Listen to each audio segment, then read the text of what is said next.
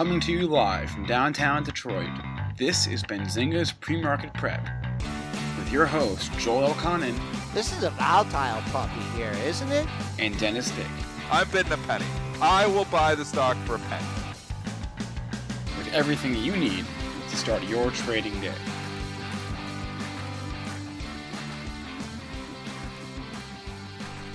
Good morning, everybody. Welcome to this Thursday, July 6th edition of Benzinga's Pre-Market Prep. I'm Spencer Israel, as always, joined by Joel Elconin and Dennis Dick on the show today.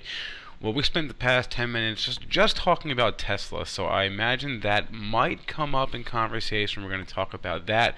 We're also going to talk about oil. Costco had some interesting sales numbers, and we're going to unpack the Fed's minutes and kind of what that means going forward. We have two guests on the docket today. Our first will be Aidan O'Leary. He works at PureFunds ETFs. He's going to talk to us about the Hack ETF, among others. The Hack has been on fire of late. And then at 8:35, we're going to be joined by Casilli. He's a options trader and the head of product management at Collective 2, which is a fintech trading platform. Joel, how's it going in the market this morning? Not good at all, Spencer. Down 10.5 handles here, 24.1750. Pre-market high, which we will not see, is 24.3050. Took out yesterday's low. Folks, we're looking at 15 even was Friday's low, and then absolutely no support until you get to 24.02 and a quarter. That is your 4-day low. Moving over to crude up 72 cents at 45.72. Big hit yesterday. On the rebound today, so we'll keep an eye on the crude oil market. Current high 45.92, and as much uncertainty as we have in the market, gold and silver certainly not reacting today. Gold up $1.10 at 1222.80, and silver fighting to get into the $16 handle, trading up 6 cents at 15.96. Dennis, I know you're just out there buying Tesla this morning. Oh yeah, you know me. You know how I love my Tesla. I've hated it all the way from 200, so it's 317. So I'm not going to say I've had this right. I've had this wrong the whole time. But with this market, and we've been talking about this market, it's just not rational. I mean, there's been lots of things to worry about. It becomes rational when it wants to become rational. And, and that's what I think is really here. You're getting a correction now on Tesla to maybe a little bit more of normal pricing because it's just been incredible. I mean, it's been running on momentum. We know markets forget about fundamentals when they start going on momentum. That's all that matters. So Tesla here has been running up. Okay, you get a catalyst yesterday because Goldman reiterates their downgrade and, lowers the price target. And everybody wanted an excuse. The stock closed on the lows on Monday, and they wanted an excuse to sell, and they came in and they got it. Now you get another catalyst. Left was on CNBC last night from Citron. Basically, this was, the most he's trashed the stock, I think, in an interview on CNBC that I've seen. He was just basically saying Goldman's price target at 180 is kind of what he thinks as well. And he was saying he shorted the stock even yesterday at the close. He shorted more, and he was like, he reiterated somebody else that said something, but the statement was, if you're a short seller, how can you not be short Tesla? I mean, wow, I'm a short seller. I don't like Tesla. I just can't be shorted because it was going straight up. And it's been wild. So, now the chart's obviously broken. A lot different story here. Stock's down 10. That being said, if you're coming here shorting it now, 2 days ago, stock was 371. Now it's 317. Now you're chasing, and I've talked about chasing before. This, I feel like, is chasing. People say I make money chasing stocks. Great, keep doing it. I don't make money chasing stocks. I'm not coming here shorting it. Although I think, this thing might have 300 on the brain now. That's where you found lots of support in April and May. I think that might be where it wants to head. I think if it got down there, I think it would bounce. Not sure it gets that low, though. Omar 411 was in the chat here early at 7:13, and he said, "What are your targets on Tesla today?" So let's just go over a little bit for targets, Dennis. We're probably pretty similar on this. One thing that I like to keep an eye on is the average true range or the average daily range in the stock. So that is $14. Now, yesterday you had an expanded range day, so you could very well see it, trade over that 14 average true range. But also like to look at daily highs and lows. I think they're more important than the average true range. And you could see from the 302 area up basically to 340. there was nothing but air in those 4 days. And how many times have we seen, a stock go up through an area very easily, but then when it comes back down through it, it just cuts through the support. The pre-market low, as we speak, is 315.05 or 06. We'll keep that on as a target level. And then also looking at the dailies, I see a low at 307.81 and then a pair of lows right at the 304 area. So those are intermediate levels. This Bob is watching for 300 today. I don't know. It could be. I mean, you definitely. Can it fall another 17 points from here? Sure. I think it would be a real shellacking for it to get down to 300 today. That's a long ways down. I think if I was short, and I'm not short, but I think if I was, I think that would kind of be my target, just because that's the area. That's the big psychological area. That's where it had found support before. But the stock just fell 60 points. So now you're going to hang out for the last 16. If you're thinking 300, that's why I wonder if some shorts don't start bringing it in. If this thing starts, going, 310, 309, 308. If I was short, I'd be bringing some in just because it's a lot of money fast if you were short this going into this the last couple of days. And also, it all depends. I mean, if you have, 1,000 shares on, if you have 5,000, if you have, 100 on, if you have 100. What'd you say? If you have 100, if you're a smaller trader, you could bring in, like Kramer says, 20 and 20 and 20. You can do that. Yeah. I mean, if you're a smaller trader. And 100 shares, you got to consider Tesla too, Joel. There's not a lot of traders out there. They got 1,000 shares of Tesla. All right, this is what I would do. It's a $316 stock. If I had 100 shares is 30 grand. So if you got 1,000 shares, you're playing with $300,000. Now, there's lots of hedge funds, lots of, prop traders that are going to have that kind of size on. But, in a retail account, there's probably not a lot of retailers that are short 300,000 worth of Tesla. All right. If I had 100 on, I would have a bid out at 308 for 33. And this is not investment advice. This is if I was short. 308 for 33. That's just above the 307.81 low. Then I would have 306 for 33. That's just above the 305.40 low. And then I'd go 304 for 33. That was your May 23rd low. So those are just above the 3 daily lows before this thing really took off. So there is where my 100, and I'd keep the one share for the $180 price target. You'd keep the one share for the rest of your life. Exactly. Anyways, 300. We're all thinking the same number. I mean, multiple people. We got this Bob in the chat saying 300 as well. It won't. So everybody's thinking 300. And when everybody's thinking the same level, I'm not sure it's going to get there. So 316. That's 300 is the one that stands out to me too. So. And you also keep your eye out on your Elon Musk Twitter feed. He let his stock drop 50 points without a tweet, then. He might as well shut down his Twitter account. He's going to be coming in. That's who was saying that in the chat there. Yeah, RD saying Elon will be coming in to calm the waters.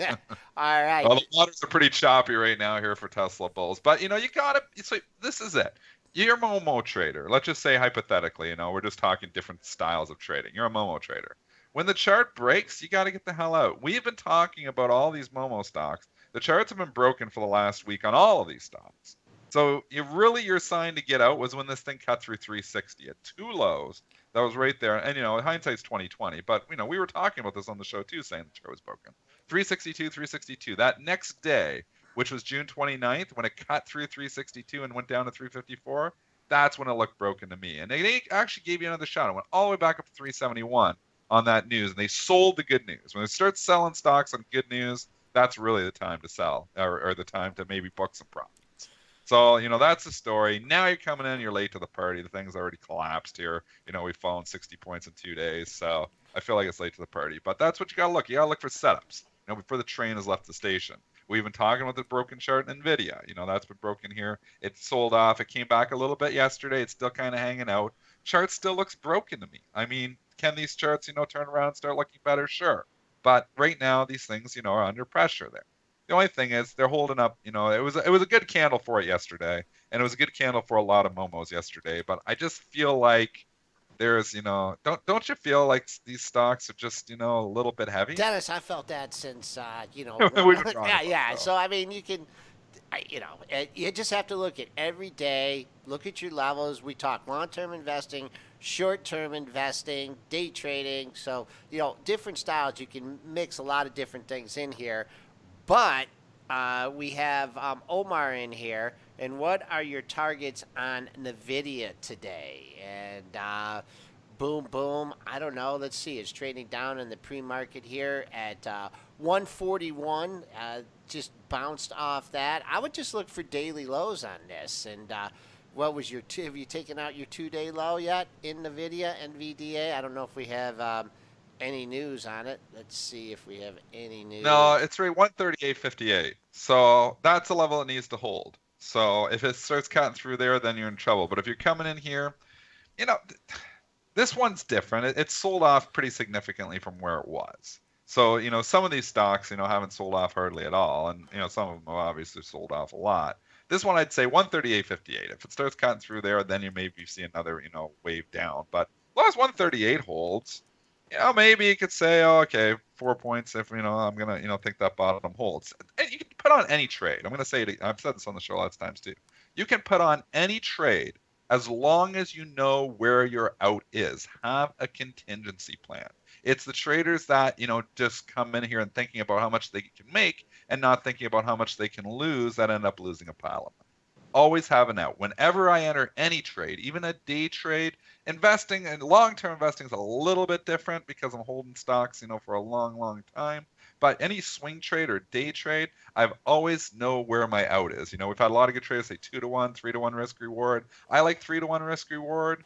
A lot of traders go 2-to-1 risk reward. That's good too. But the key is just have the discipline to sell when you're wrong. Or when Trump makes a statement like he did, was it late last night or early this morning? Spencer, do you have that exact quote? It was something along the lines of taking severe actions against North Korea. So there's a geopolitical event that, in my opinion, that's why we're down this morning. Spencer, if you can dig that up, I don't have the exact quote, but you got the gist of it. You got the gist of it. I mean, severe actions. He's over there meeting with Putin and the rest. So, I mean, those kind of statements are not good, and that's what has rattled the market this morning. But the thing is, the market wants to be rattled right now. That's the difference. We have some broken charts. Before, if he would have said this a month ago, and he was saying stuff like this 2-3 weeks ago, it didn't just come out of the blue. The difference now is that the market wants to go down. It's looking for an excuse to go down. It's like the market completely ignored all macro catalysts, all fundamentals a month ago because we were going straight up on all these momos and nothing mattered. But now that they're broken, now you have people looking for excuses to sell, and that's the difference. Even the Tesla. We were saying with the Goldman Sachs. The original downgrade of Goldman Sachs, that was not a downgrade yesterday. That was just a reiteration of their previous downgrade to sell with a slightly lower price target. The original downgrade didn't even drop that much on it, Joel. And that was back in February because the stock wanted to go up back then. So it's all a matter of momentum too. So once momentum starts breaking, now you get a catalyst. Now you can have a perfect storm where the stock can fall 60 points in 2 days. Same thing with the overall market. The market's actually responding to some of this stuff now, where before it wasn't responding to any of this at all. It was completely irrational before, but now it's starting to respond to some of this stuff. Does that make sense? It does. I mean, the thing with the Tesla is on Monday, you get that good news, right? You had a nice sell-off. And then so you were up 10 points early in the day on the good news. Then you had the key reversal. You ended up down 10 points. So people were trapped in this one. It was a perfect timing on the Goldman Sachs price target change. And then left. What a great opportunity after a day like that or 2 days like that to come in. People are already nervous in the issue. So, he knows when to do it. Yeah. It's good timing. Left is, one of your best short sellers out there, and he knows, when there's, obviously when there's a lot of nervous, Nelly's holding a stock, then he's coming on CNBC, trash the stock. He's like, he's knowing his interview's probably going to move the price for one thing, but not only that, he's doing it at opportune times sometimes. When stuff gets crazy, he's looking, he knows when to strike. All right, we got he knows guess. when to put on these positions. We got a guest here. This is just not the Tesla show here. Spencer, Spencer predicted it. He's like, are we going to talk about anything but Tesla today? But we talked about other stuff. Oh yeah. Kind of. Okay. All All right. right. Well, regardless, time to go break for our first guest, Aidan O'Leary. He works at PureFunds ETFs. They've got the Gamer ETF, the Hack ETF, and a few others. So we'll be right back with Aidan.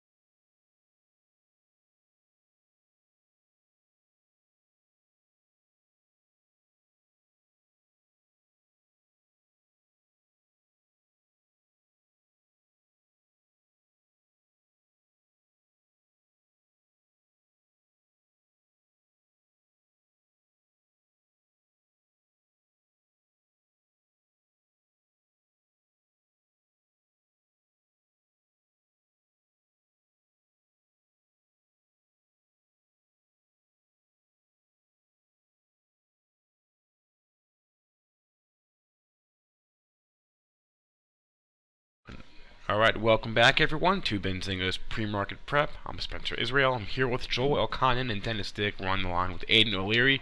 He works at PureFunds ETFs. Aidan, how's it going today? Yeah, it's going great. Going great over here. A little rainy over in New York City.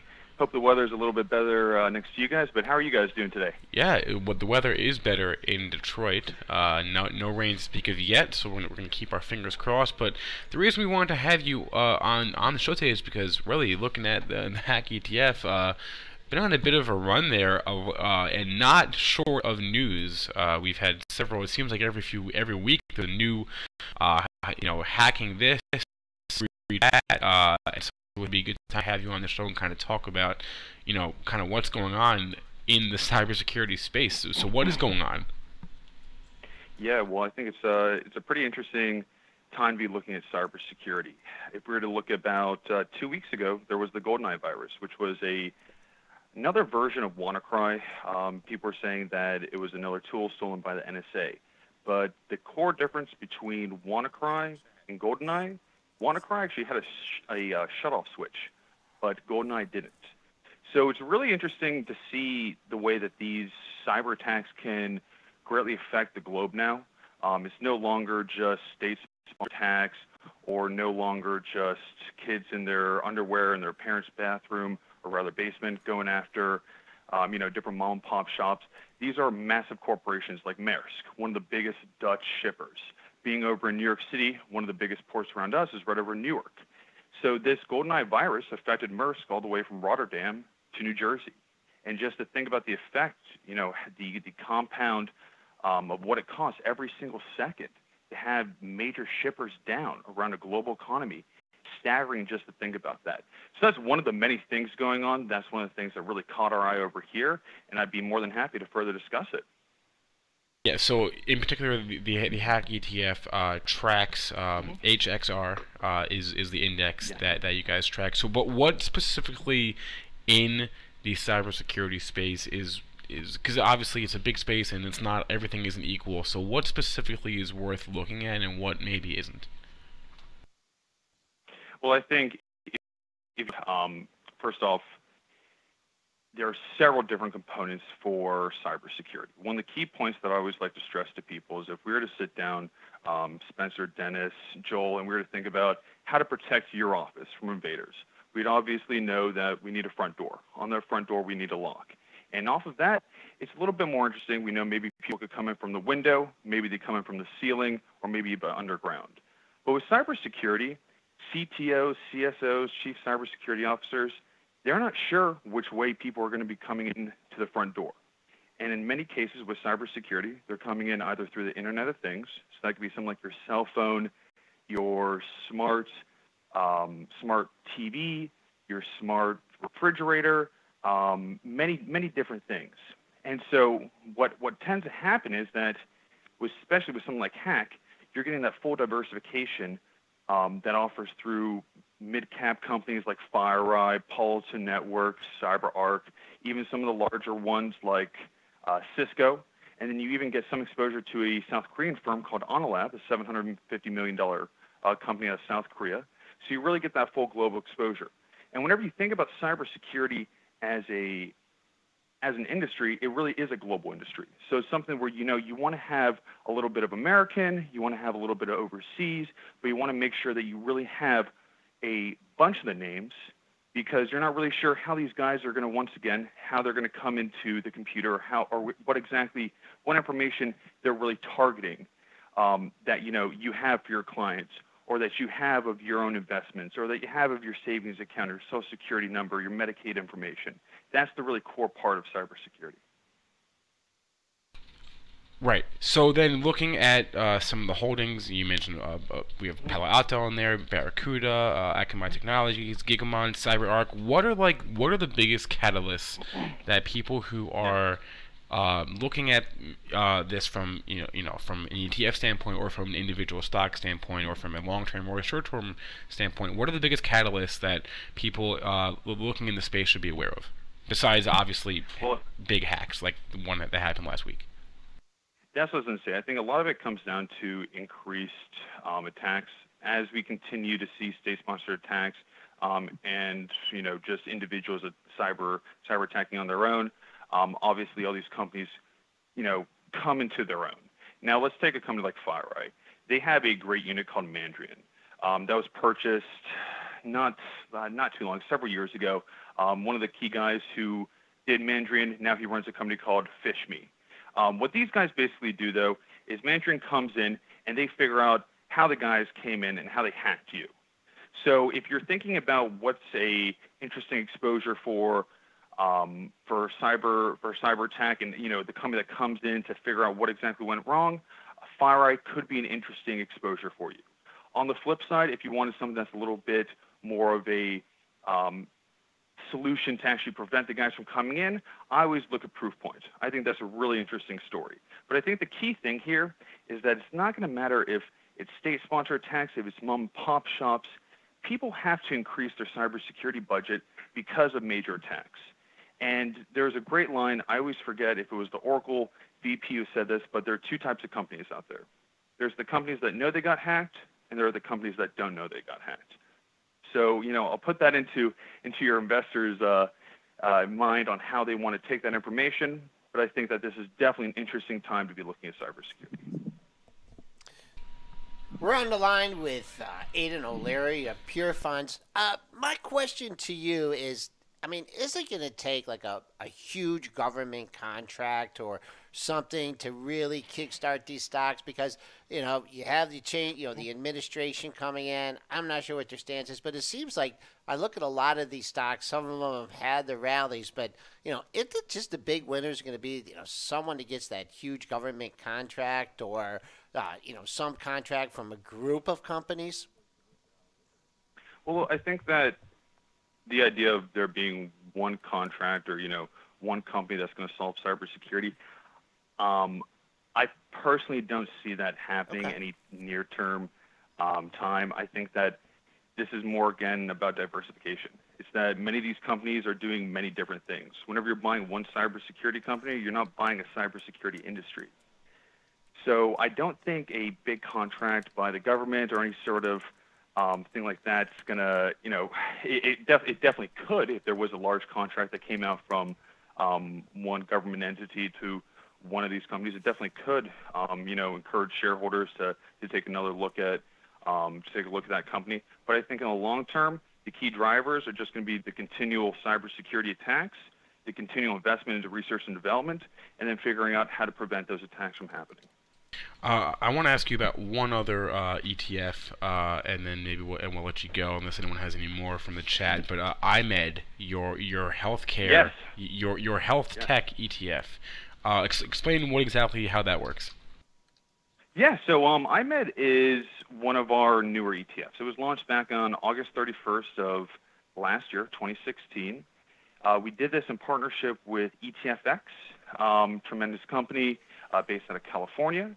And what we were seeking to do with this one was create a healthcare technology ETF. As you guys, I'm sure, are aware, there are approximately 50 healthcare ETFs out there.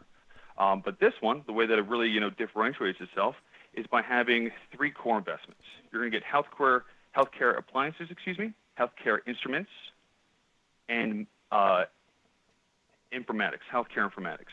So you're getting about an 80% allocation then into the healthcare equipment space and about a 20% allocation to healthcare informatics. For many of you out there who are thinking, what is healthcare informatics? It's naturally the convergence of technology and information. So if you're to think about Obamacare, or if you're to think about just the past 10 years and what's happened with technology and healthcare.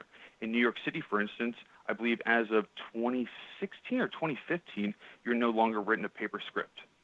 So if you're to get a prescription, this prescription now is going to go directly to your pharmacy. It's going to go directly to your Walgreens or CVS or Rite Aid. And rather than you, once again, walking over with that paper prescription, you're just going to walk directly into the pharmacy and pick up your prescription. Now, if you're saying to yourself, though, how does really, this tie into hospitals and different companies like that? I was actually in the hospital for nose surgery about 2 months ago, back in April. A company, just to highlight, that is within, I met Stryker, great company that focuses on healthcare technology. I was actually laying in a Stryker medical bed, and in order to get the anesthesiologist, in order for him to come in and figure out what my body weight was, what my size was, they no longer asked me. They simply pushed a button on this bed. It gave the direct weight that I was, my height, my vitals, all my information. All that information went directly over to the anesthesiologist. Granted, we got to shake hands, but before we had any meaningful conversation, I was out.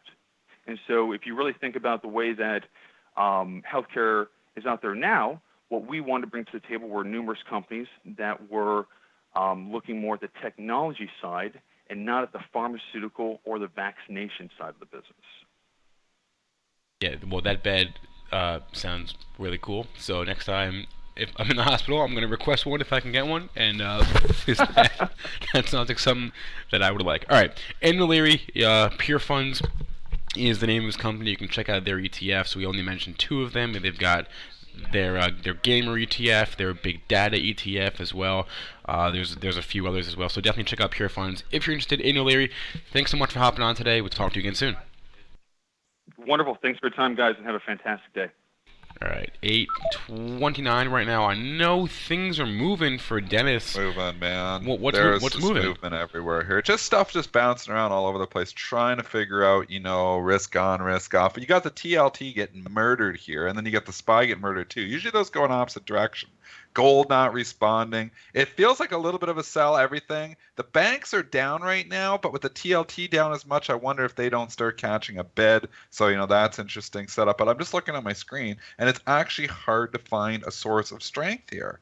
Usually, there's rotation to something else, but I'm looking, and there's just a lot of red here because with the TLT down, all your defensive stocks are trading weak too. And then, obviously, oil is, a source of strength here. But the oil stocks aren't that strong. You got Chevron, you got a downgrade. It's trading in the red here. Exxon's only up 15 cents. Conoco got downgraded too today. It's trading in the red. So, you're looking, okay, yeah, USO is trading up. So, maybe oil stocks are going to be strong, but I'm not really seeing the strength in the oil stocks themselves. Imbalances just came out. I just want to quickly go to those ones. AT&T and Verizon both have buy imbalances, 67,000 to buy in AT&T, Verizon 43,000 to buy. They are both ex-dividend here today. So AT&T paid 49-cent dividend. Verizon paid a 58-cent dividend. So you've got to adjust those prices on your AT&T and Verizon. Looking at the other ones here, Twitter 26,000 to sell, Alibaba 18,000 to sell. It's early here.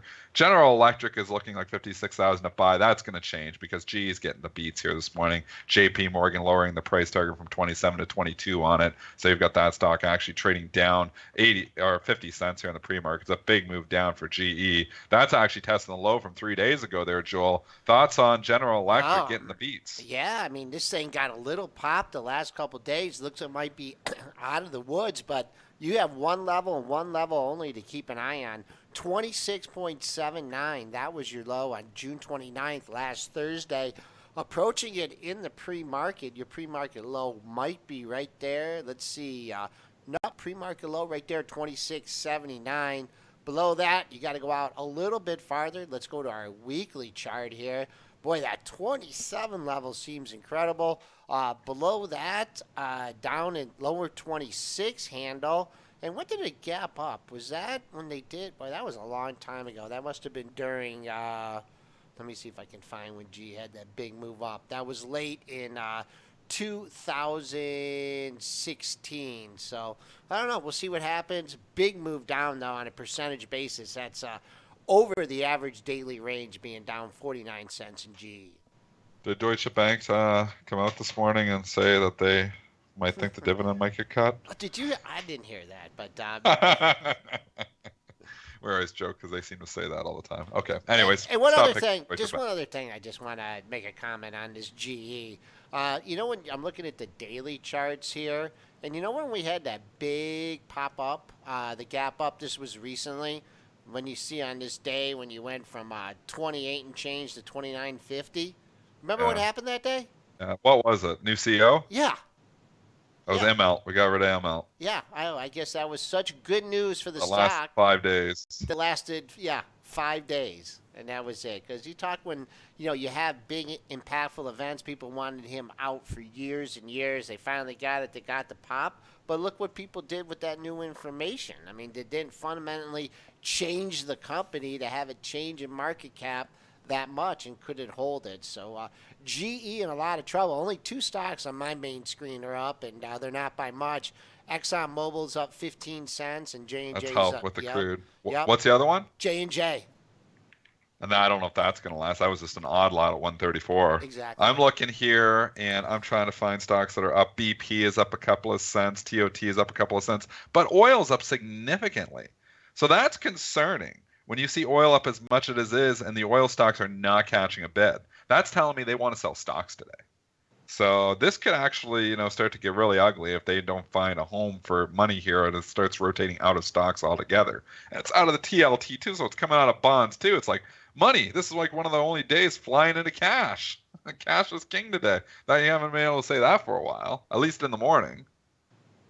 I don't know. It's an interesting chart today because you usually see rotation, and we're seeing rotation right out of stocks. All right, Tesla's making a little bit of move here. First of all, where's that? Yeah, we're at almost at 317, and I put it in the chat a little bit ago. It looked like someone was trying to bring some stock in the 315 handle, and the reason I said that is you had a couple brackets in a row where they held the lows at 315.06, and then the buyers stepped up a little bit to 315.50. So really liking that more and more now that it's bounced off at 315 could be a nice target on some shorts here if you don't get immediately follow through off the open.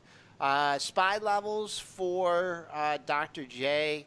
I like to use my S&P levels, but I can quickly adapt here to the spider levels. And the huge level on the downside is that spike that you had down to 240. But in the meantime, you're going to have to keep an eye on that low from Friday. The low on Friday in the S&Ps was 15 even, and the low in the spiders from Friday was 241.67. Currently trading, let's see where we're currently trading here in the spiders. We are currently trading at 241.78 with a pre-market low at 241.45. All right, Spencer, 8:34. We got another guest coming on today. You want to tell us who that is? We got Rod Casilli from Collective 2, and Rod wants to talk about, I think, these quote cockamamie VIX ETNs. So we're gonna talk. Oh boy, oh boy. Maybe we'll talk about that. Collective 2 is a fintech trading platform. So we'll be right back with Rod Casilli.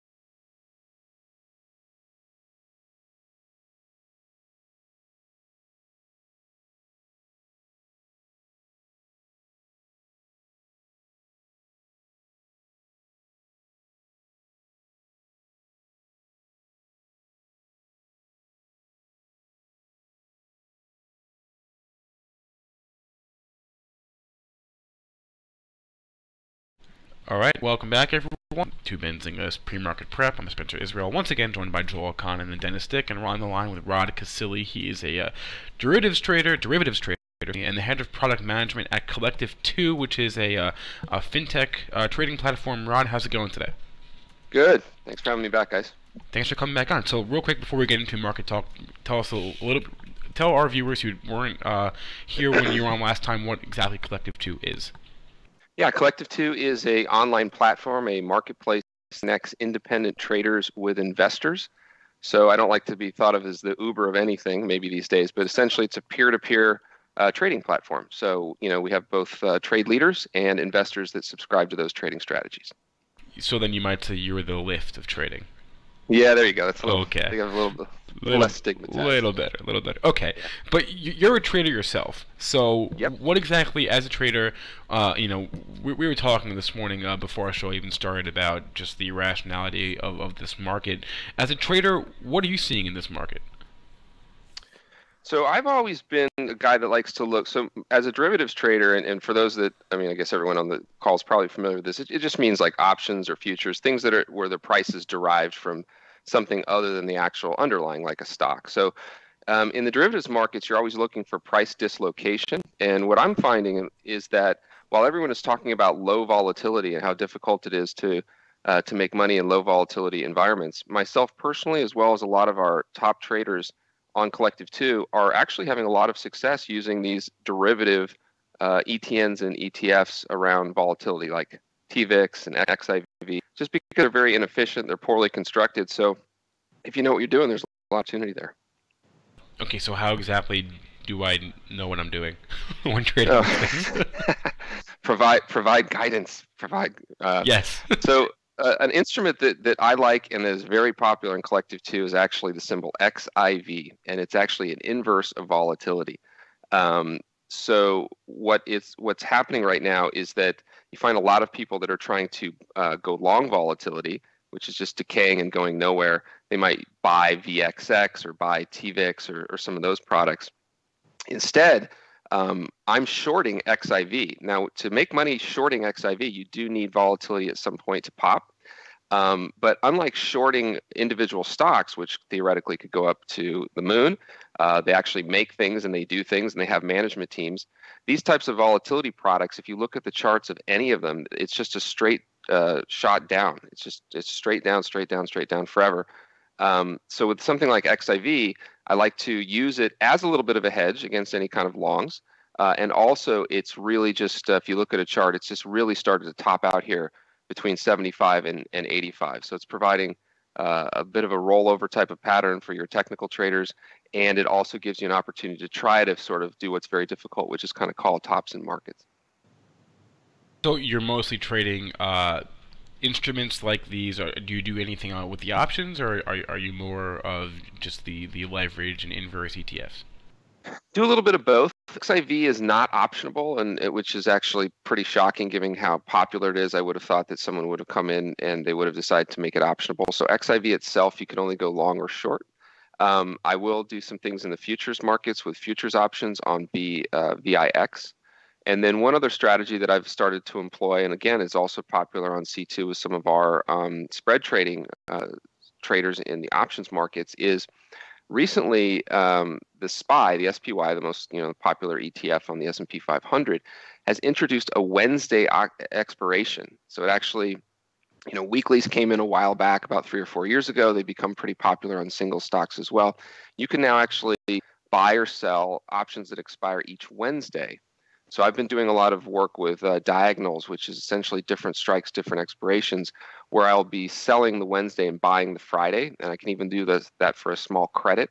And without getting too wonky here, the theta decay characteristics of the short-term options can sometimes be 2 or 3x the one that expires just 2 days later. So that's another strategy I've been deploying, which is being short call options using diagonals on the SPY. If I can go back to what a comment you said before, actually, these ETFs tend to just go down by nature, so why can't I just short them right now and just stay short forever? It's not as long as you can take the heat of the inevitable, shocks to the system that will cause. Last Friday was an example of how how wacky and dislocated these things can get. We kind of closed on the lows. It was sort of last Thursday, excuse me, kind of an ugly day for the SPYs and the Qs. And V itself dropped from, I think, about 85 down to close around 75, and the next morning opened up back at 83. So look, it's not a bad strategy. It's worked for since since '09. Now you've had to take a couple hits, but if you have the capital, I would short them for. Yeah, you could do that as well, and that's TVIX, that's UVXY, that's VXX. All of these they should almost be criminal. They're poor instruments to express volatility on the long side, and they are actually very good short candidates. So maybe I've confused people by saying, why are you shorting the one that's actually goes up when volatility actually does spike? Well, that's just the one that has the most meat on the bone, because since volatility has been so low, that thing's in the 80s, whereas the VXX and those, you're looking at shorting instruments that are $13 or $14. That's a little bit more tricky. Are you, when you're dealing with those options that expire on Wednesday, so you're going the Wednesday on the diagonal and long this Friday option? Because I see the decay on those weekly options, or the ones that expire on Wednesday, and the premium just evaporates. Yeah, I mean, sure it's does. just like you could put something on in the SPY, and the S&Ps can go 3 points your way, and then and then only be and then go back to unchanged for the S&Ps, and you're down 15, 20 cents on that same option, just because of the time volatility, the time decay. Rod Casilli, derivatives trader, head of product management at a Collective 2. Final question for you here, Rod. How do you limit your risk on these things? When you're doing these spreads, you're talking about shorting volatility, taking the other side of the trade. People always trying to get it. Are there ways is it through the spreads? Are there other ways to kind of limit a disaster loss? Yeah, so it depends on what we're talking. If we start with the SPY diagonals or calendars or anything like that, any spreads, those have a natural hedging factor to them. So you have to understand how they work. Real quick, you're right. Those short legs, I mean, the decay characteristics are just phenomenal. And actually, if you thread the needle, sometimes you can get really lucky, and you can have your Wednesday go off at almost full value, and then still be holding that Friday long, and actually see the market rally into that Friday close. So anyway, spreads have their your max loss is defined by characteristics of how you put on the spread. That's how I do it there. In terms of shorting and anything, including these ETFs, you have to be aware. Yeah, you have to be. Again, the reason I like to be short these ETFs is because they're not stocks. They can't get taken over, things like that. So for the most part, I'm just naked short them, and I'm okay with that. I have the you want to understand how the characteristics of the underlying and what your margin requirements are, but other than that, I really don't do much hedging. There'll come a day when hedging is going to be much more necessary. I don't want to give the impression that it's not an important component of managing a portfolio, but I got to tell you, it's been a major drag on performance for years now. And until that changes, you're better off trying to structure these things that are appropriate for your account than trying to get too fancy with how to hedge off every position, which is really going to affect performance. Right. I have one more, and then we'll let you go. On Collective 2, are your returns posted on the platform for me to go and see the returns of other traders and investors, and then follow them based on that? Sorry. Are returns posted on if I wanted to go on Collective 2, I could see the returns of other people on the platform? Absolutely. In fact, a quick pitch for Collective 2. We just launched a podcast about a month ago where we're actually interviewing top traders on the platform. You can go to Collective 2, that's collective, the number 2.com/radio. And I think we're the only fintech or financial podcast out there where the talk, what guys like me or now I can't publish to the platform anymore for certain reasons, but where you're listening to these people talk about their strategies or their backgrounds, their approach to the market. You can go right to Collective 2 and see their actual walk forward, real time, out of sample, live trading record available for everybody. So it's a great thing about Collective 2 is that you got to commit to a public track record, and it's right there for the world to see. Right, he's Rod Casilli, and his site, as he just said, is Collective 2. That's the number 2, not the word. Rod, thanks so much for hopping on today. Thanks, guys. Have a great afternoon. All right, 8:46 now. And what's moving? Well, Dennis, I hear him banging away on the keyboard though. But Dennis just made a comment about this guy's spot on, and it's how to trade those ETFs. And I think Dennis said can't own them. Yeah, you can't.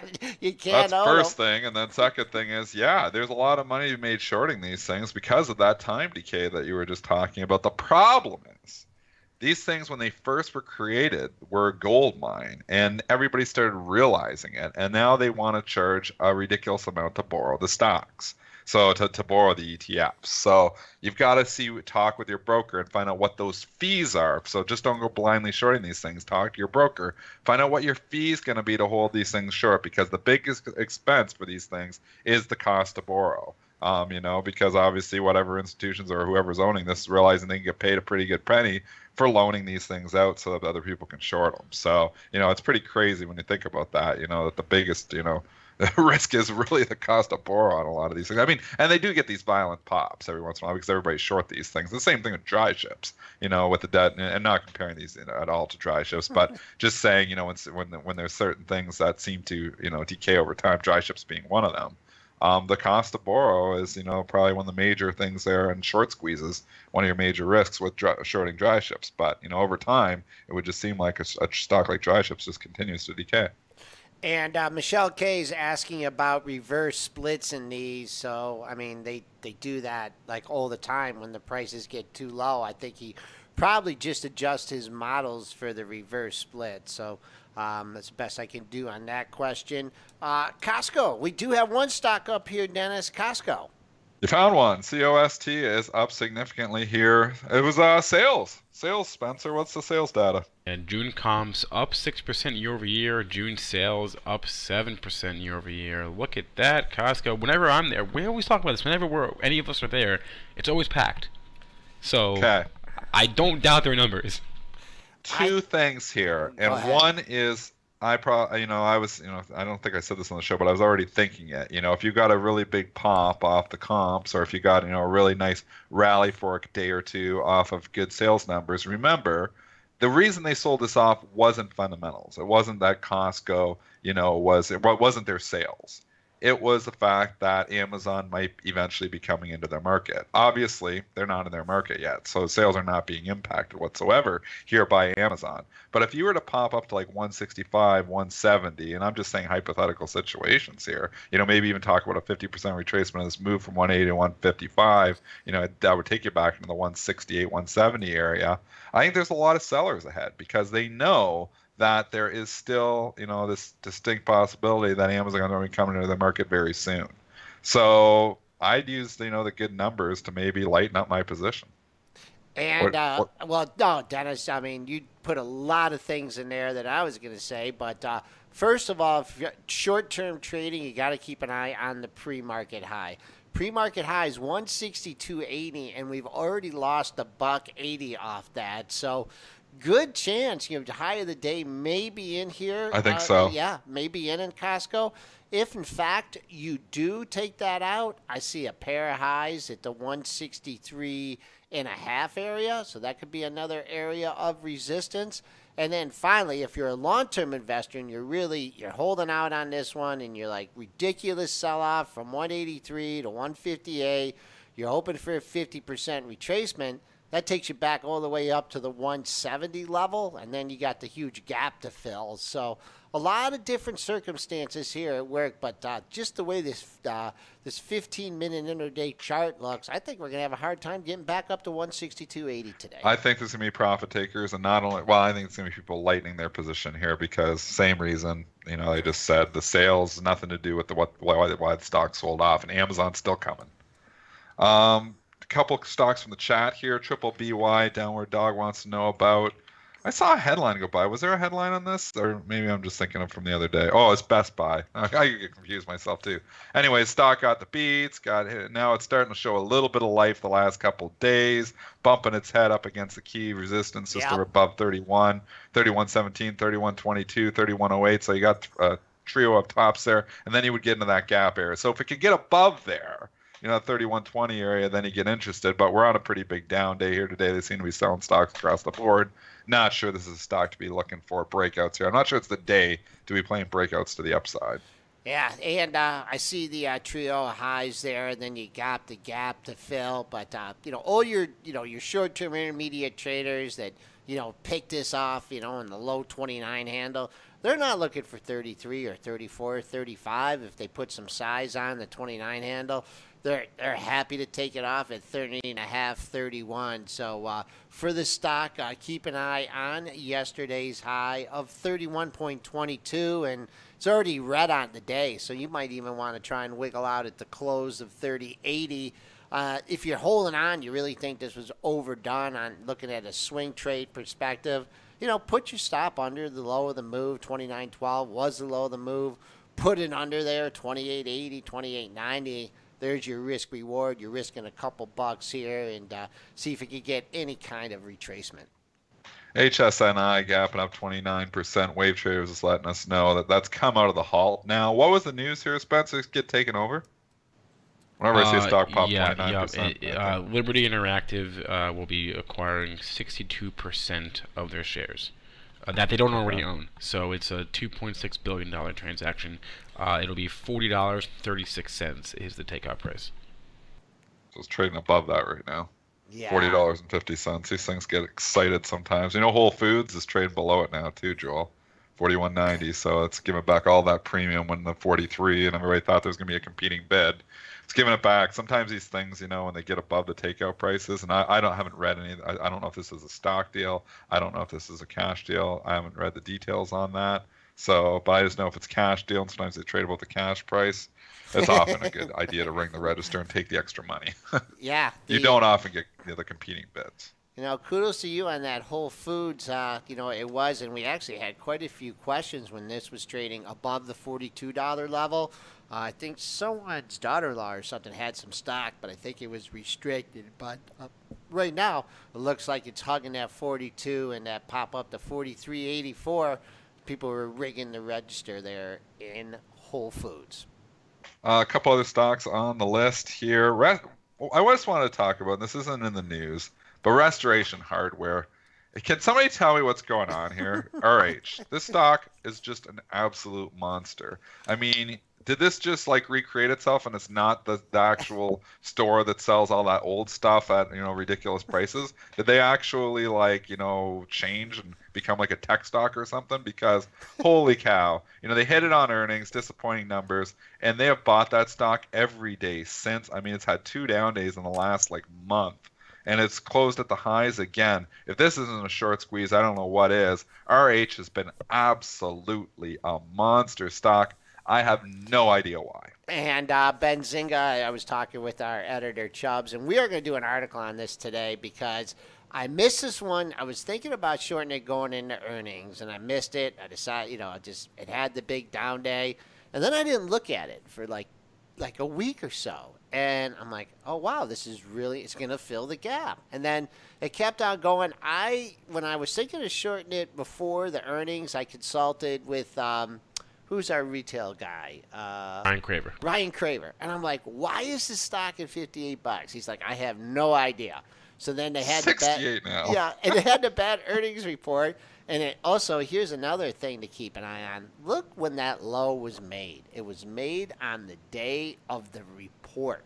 So, if you wanted to take a stab in it, next day you didn't get a red dog reversal, it stepped up. So when this thing went to 62, 63, I emailed him again. I'm like, Ryan, why is this? What is going on? And he's like, I have absolutely no idea. So this stock is on my short list here. I don't know when and where I'm going to strike, but I don't know, 42.5 to 68 in this kind of market. And I think I also looked at the short interest, Dennis, and I think it was 11, 12%. So I don't know what you can. That's fairly high, though. It is? For a retail stock. It's fairly high. It's not like some of the other ones. But Raz in the chat, Raz100 is pounding the table there. He says this is one of the best stocks out there. Apparently he got this from Jeff Epstein, and they were saying that there's just not that much competition for him. I don't know. I thought there was lots of competition. I think I like this Pottery Barn out there, this Crate and Barrel. I feel like there's tons of competition in furniture, but maybe not for the antique furniture. How about It looks like antique, their stuff. It's brand new, but it looks like antiques. I don't know. How about garage sales? How about garage sales? How about IKEA? How about IKEA? I went 2 stocks that me and Joel have got dead wrong, and that's Tesla and Restoration Hardware. At least me. I've got Tesla and RH. I've been dead wrong on this all the way up. So I'm not going to try to say coming here short it today because I have no idea when this bubble's going to break. I feel like it's a bubble here. Maybe it is. Maybe it isn't. I've been dead wrong on this one. And Raz100 in the chat is, I think, is Jason Raznick, the founder and CEO of Vinzinga. Is it Raz? Yes. Is it? It's Josh. It's Josh. It's Josh, his 4-year-old, 5-year-old son. Raz, please get out of the Restoration Hardware. I don't know, or at least we gotta start getting Jason Raznick on here more because, man, he is all over Tesla. He's all over. Whenever I don't like something, and he does. I think that's a strategy. Raznick, get him on here. He's got the fading Dennis Dick trade going on. It's working for him. Seems to be working on those 2 stocks, anyways, Raz. Good job. All right. Any changes here in imbalance land? We're about 3 minutes here from ending the show, Dennis. Any changes in the suppose they're starting to come up, and I will say.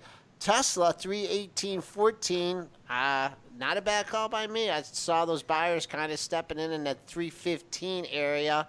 Let's pull it up. And I mean, nothing, no level on the chart. It's just kind of looking and just kind of a feel when, when you see on the 15-minute chart after this kind of precipitous decline, you see, the low in the same area for 3 brackets.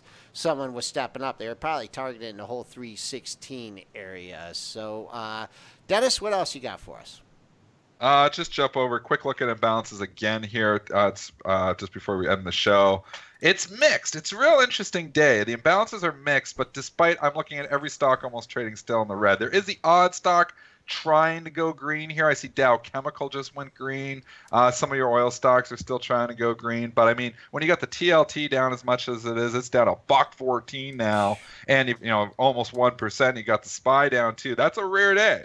So it does look like money wants to move out of stocks here today. So just caution, when you start seeing, obviously money floating out of it usually rotates from one sector to another. But this morning in the pre-market, it's rotating into cash, which is not something we see here. I've seen here very often in the last few years. Procter & Gamble does have a buy balance, 35,000 shares. Coke's 37,000 to sell. I'm looking at some of the banks. They're trying to hold up. Wells Fargo is a buy and balance, 25,000. Bank of America, 26,000 to buy. Citigroup, 18,000 to buy. If there's any sector that looks like it wants to try to hold up, it is the financials, probably because the TLT is so weak. Also looking here, Sprint, 84,000 to buy. Twitter's sell balance has grown. It's now 41,000 to sell. General Electric is now 80,000 to sell, and I'd expect that to grow more too. GE is very weak here this morning. Johnson Johnson, 22,000 to sell. AT&T and Verizon still trying to hold on to their buy-in balances. Those again are both ex-dividends. So there is a little bit of action there, but it's kind of quiet here yet. Again, I think this rotation into cash here is somewhat concerning for me. Dennis, you need to get Laura a desk, a Restoration Hardware. For $3,000, you can get a desk made out of railroad ties. Hey, you know what though? People are buying the stuff. You know what? Maybe they're smart. Maybe they're making the stuff and they're making the stuff so cheap. Their margins are probably just incredible. It's kind of like, remember what's that store that we always dog? The one that has the $30 pairs of scissors. Michael's? Michael's is the public one. Then Joann's the same thing. You go in there. I needed a pair of scissors. I don't know why I needed it that day, and I was just happened to be, this Joann's will sell scissors. They sell all kinds of stuff. First of all, it took me an hour and a half to find the scissors in there, and then when I get to the aisle, there's 10 million scissors, and they're all like $25, $30 a pair. But think about that. They're buying it for $1, selling it for $30. People actually paying that? I mean, you don't have to sell that many scissors to make money. So maybe those stores got to figure it out. All right, Spencer, what's on the docket for the final day? Well, I'm not thinking that I should have gone to Restoration Hardware over the weekend. I went to IKEA instead. Maybe now I'm thinking I made a mistake, so I'll have to go back and buy a couch at Restoration Hardware. Anyway, on as far as tomorrow's show, 2 guests for you. Nick Shaheen, couldn't get him on Tuesday. Obviously, nice. We weren't here, so Nick will be on tomorrow. So Ivan Feinseth, analyst at Tigris Financial Partners, will join us as well. So Nick and Ivan on the docket for tomorrow, our last show of the week. As far as today's show, if you missed any part of it or you want to catch it again, you can do so on our podcast on iTunes, SoundCloud, and Stitcher. You can also rewatch the show as it aired live on Benzinga TV, which is Benzinga's YouTube channel. Go to youtube.com/Benzinga TV, and the show will be there as well. Don't forget to like us on Facebook, follow us on Twitter. Also, Benzinga Pro, which we're using during the show, is available for a free 2-week trial. You can go to pro.benzinga.com to nab a trial, or you can call us up and get a little tutorial over the phone. And yeah, so have a good rest of your day, everyone. Good luck out there. We'll see you folks tomorrow for our final show of the week. Have a good one. Whether you're a short-term swing trader or a long-term investor, you need to check out Thinkorswim, brought to you by TD Ameritrade. There's a reason why Thinkorswim has been named the #1 trading platform, because it has it all. With Thinkorswim, you can trade stocks, options, futures, forex, and virtually every other type of order. Get notifications on mobile devices and interact with other traders in chat rooms. You can also use technical indicators and see the latest investing and trading education in Think Money magazine. If you want to keep up with the markets, you need Thinkorswim. To experience everything Thinkorswim has to offer, open a TD Ameritrade account today. Thinkorswim, the online trading platform for traders and investors. TD Ameritrade, member SIPC. All investing involves risks.